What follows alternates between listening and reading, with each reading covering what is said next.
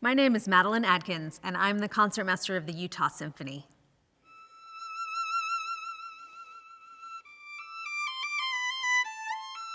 Well, I'm the youngest of 8 kids, so when I was about 5 years old, I was ready to start playing the violin just like all my big sisters did. And I really loved it at first, and then after about a month, I decided that it hurt my arm too much to keep it wrapped around the instrument all the time, and I decided that I wanted to stop and play another instrument, but my mom said, no, you chose the violin, so here I am. I stuck it out all these years later. Since I come from a musical family, I had my older siblings were already professionals when I started playing the violin. My mom was able to get me started, and then after about a year, I got a private teacher. I also attended public school, but I studied privately as well, which is so important. And then I went to college at the age of 16 and got 2 different degrees in music, and then got a job in an orchestra. A lot of people ask me, what's the role of a concertmaster? What does it mean to be a concertmaster? Well, it's a multifaceted position. There's a lot of things that you in the audience can see me do. I come out and tune the orchestra. I might play solos. And then there's a lot of things that go on behind the scenes. For example, I'm in charge of deciding what all the bowings are for the orchestra. So for the string section, so whether we go up or down, and people are amazed when all our bows go in the same direction at the same time.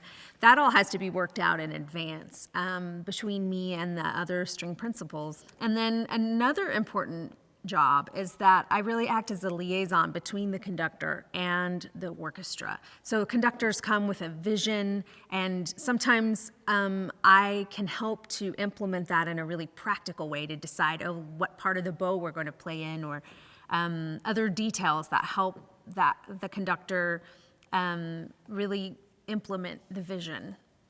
Also, sometimes I might bring questions to the conductor that the other musicians have. So it's really sort of a back and forth relationship there that's really important.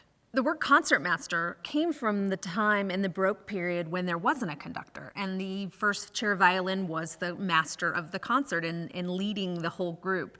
And sometimes that's still done today, where we play without conductor, and it's kind of like chamber music, like you're playing in a string quartet, and everybody's watching me, my movements, and we all are able to play together that way.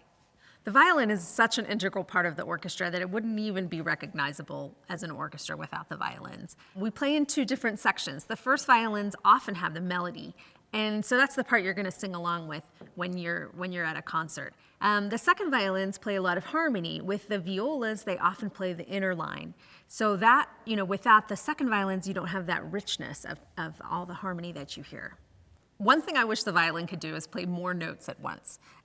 We can play 4 notes at once. It's very difficult, but sometimes it would be great to be able to be like a piano and play, 20 notes and really get that richness of sound. I do have more than one violin as well, and I decide which one to play based on pretty much my physical environment. So if I'm playing in a concert hall, and I play on this violin, but there's occasions when we may play outdoors when maybe the temperature or maybe it looks like it might rain or something, in which case I choose my outdoor violin. This violin was made in 1753 by an Italian violin maker named Guadagnini, and it is such a beautiful instrument that is on loan to me. And it has a particularly beautiful lower register, a really rich sound, more like a viola or cello. If I could have played another instrument, it would have been either the cello or the oboe. I love the sound of the cello. It's so rich and deep. And then the oboe has such a unique timbre to it, and it gets to play so many of the great solos.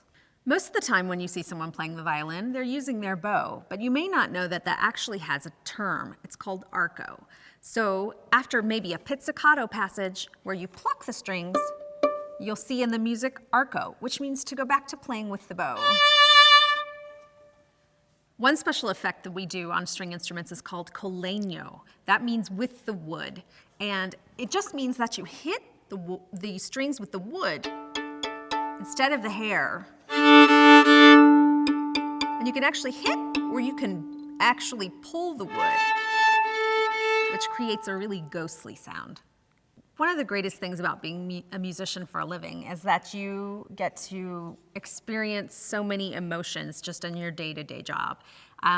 It's pretty amazing to get to play some of the greatest music ever written with 90 of your closest friends, and that sense of collaboration between all the people in the orchestra is really an amazing thing to be part of. Imagine playing a beautiful melody soaring above a whole orchestra and all the sound and the volume, and it can be very moving, and I really feel lucky to get to do that every day. And in the Utah Symphony in particular, it's such a warm and wonderful group of people, and music is one of those things where your personality really comes out to the audience, and so I really enjoy playing with all my colleagues. One of the most famous solos for violin that they play with the orchestra is from Scheherazade. Now this is a piece about an Arabian princess, and the violin gets to play the princess.